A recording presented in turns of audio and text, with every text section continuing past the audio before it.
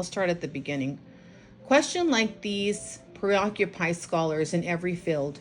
Do I exaggerate in saying that a student cannot understand what a subject is about without some understanding of the metaphors that are its foundation? I don't think so. In fact, it has always astonished me that those who write about the subject of education do not pay significant attention to the role of a metaphor in giving form to the subject. In failing to do so, they deprive those studying the subject of an opportunity to confront its basic assumptions. It is the human mind, for example, like a dark cavern needing illumination, a muscle needing exercise, a vessel needing filling, a lump of clay needing shape, a garden needing cultivation. Or, as so many say today, is it like a computer that processes data? And what of students? Are they patients to be cared for, troops to be disciplined, sons and daughters to be nurtured, personnel to be trained, resources to be developed? There was a time when those who wrote on the subject of education, such as Plato, Comlis, Loki, and Ramasus, made their metaphors explicit, and in doing so, revealed their metamorphosis controlled their thinking. 1. Plants are improved by cultivation. Renaissance wrote in Emily and the Man by Education, and his entire philosophy rests upon this comparison of plants and children. Even in such ancient texts as the Messiah, we find that there are 4 kinds of students: the sponge, the funnel, the strainer, and the sieve. It will surprise you to know which one is preferred. The sponge, we are told, absorbs all. The funnel receives at one end and spills out the other. The strainer lets the wine drain through it and retains the dregs, but the sieve is the best, for it lets out the flour dust and retains the fine flour.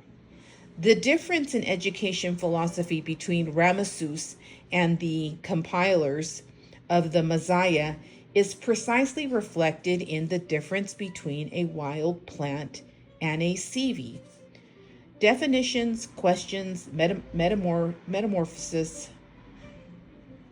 These are 3 of the most potent elements with human language constructs a worldview. And in urging, as I do, the study of these elements be given the highest priority in school, I am suggesting that the world making through language is a narrative of power, durability, and inspiration. In the story of how we make the world known to ourselves and how we make ourselves known to the world is different from other narratives because it is about nouns and verbs, about grammar and inferences, about metaphors and definitions, but it is a story of creation nevertheless. Even further, it is a story that plays a role in other narratives. For whatever you believe in or don't believe in is to a considerable content a function of how the language addresses the world. Here is a small example. Let us suppose that you have just finished being examined by a doctor.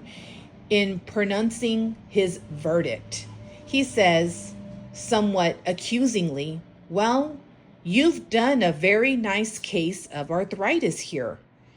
You would undoubtedly think this is a strange diagnosis, or more likely a strange doctor. People do not do arthritis. They have it or get it. And it is a little insulting for a doctor to imply that you have produced or manufactured an illness of this kind, especially since arthritis will release you from certain obligations and at the same time elicit sympathy from other people. It is also painful. So the idea that you have done arthritis to yourself suggests a self-serving masochism.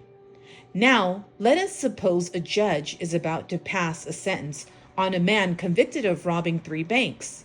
The judge advises him to go to the hospital for treatment, saying with an air of resignation, "You certainly have a bad case of criminality." On the face of it, this is another strange remark. People do not have criminality. They do crimes. And we usually are outraged, not saddened by their doings. At least that is the way we are accustomed to thinking about the matter. The point I'm trying to make is that such simple verbs as is or does are, in fact, powerful metaphors that express some of our most fundamental conceptions of the way things are.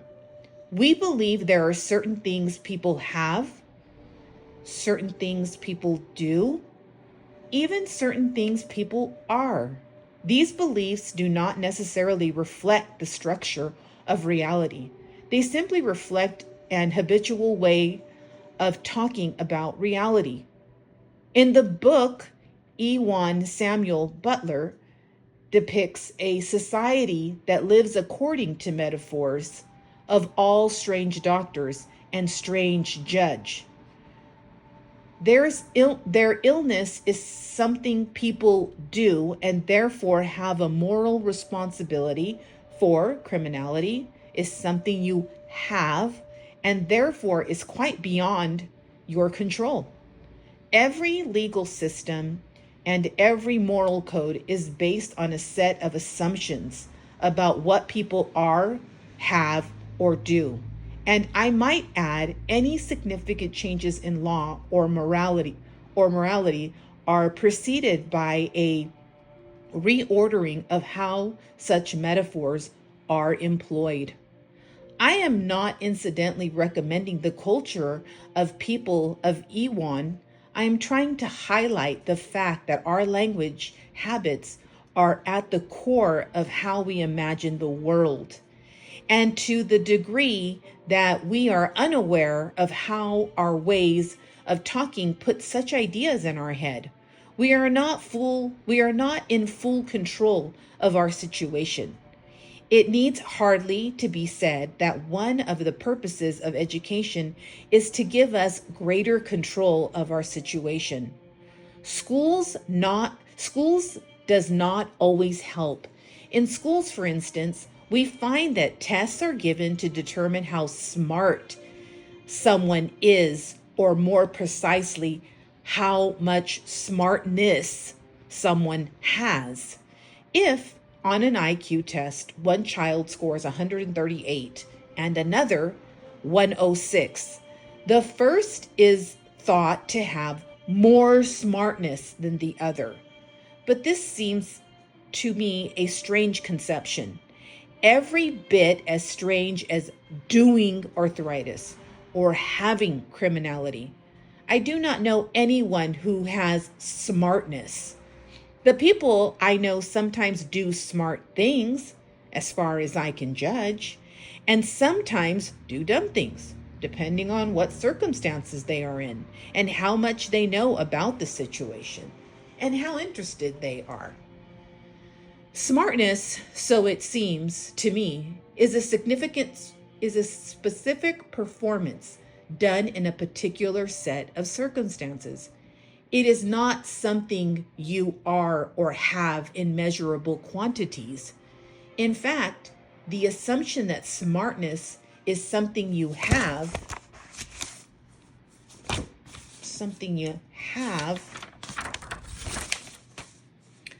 has led to such non-sensual terms as over and underachievers, as I understand it. An overachiever is someone who doesn't have much smartness, but does a lot of smart things.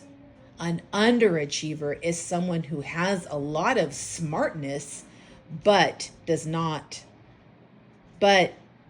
a lot of dumb things. In ways in which language creates a worldview, are not usually part of schooling of our young. There are several reasons for this. Chief among them is that in education of teachers, the subject is usually brought up, and if it is introduced in a cavalier and fragmented fashion. Another reason is that it generally believed that the subject is too complex for school children to understand, with the unfortunate result that language education is mostly confined to the study of rules governing grammar, punctuation, and usage.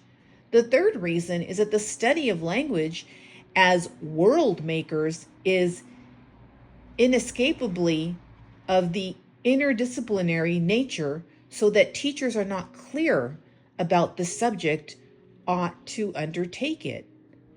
As to the first reason, I have no good idea why prospective teachers are denied knowledge of this matter.